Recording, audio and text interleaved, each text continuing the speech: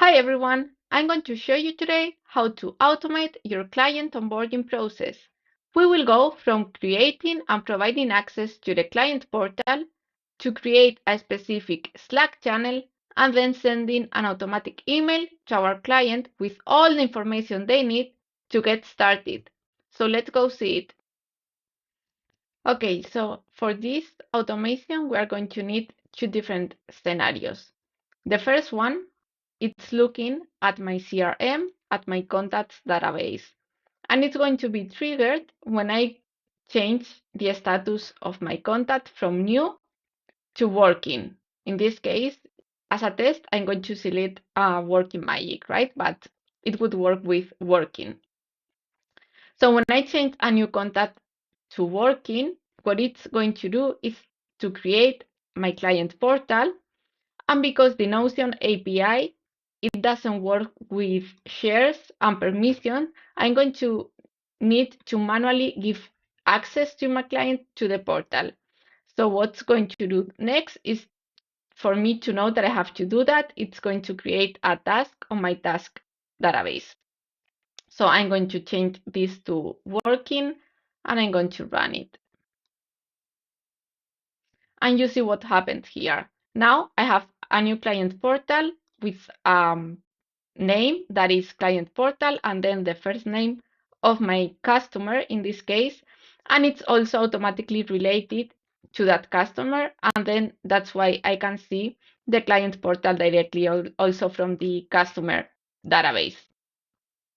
Okay, and if I go to my task, I can also see that now I have a task that it's client portal with a tag client portal due to date, and this just means that I need to give access to my client to the client portal. So then I would go to the client portal, open it, apply the template for client portals, and then I would go to the share button, enter the email of my client, and invite them to this client portal.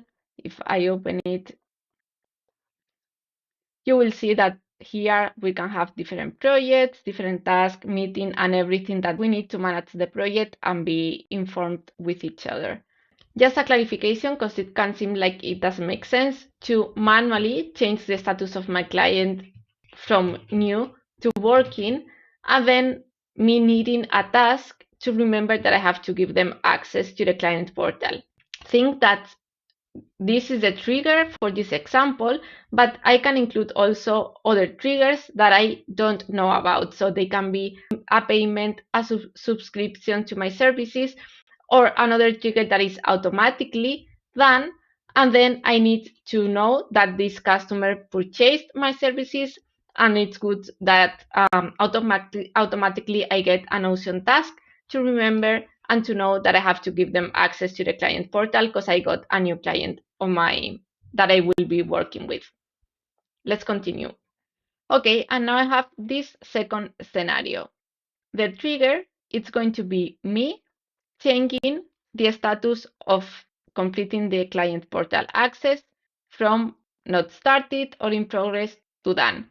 So when I change this to done, this will trigger the second scenario. And what the second scenario is going to do, it's going to look at the client information to get the email, etc. And it's going to create automatically a Slack channel, invite that user to the Slack channel, create a first message with the links, etc. And it's also going to send them an automatic email, a welcome email with the instruction on how to get started, etc.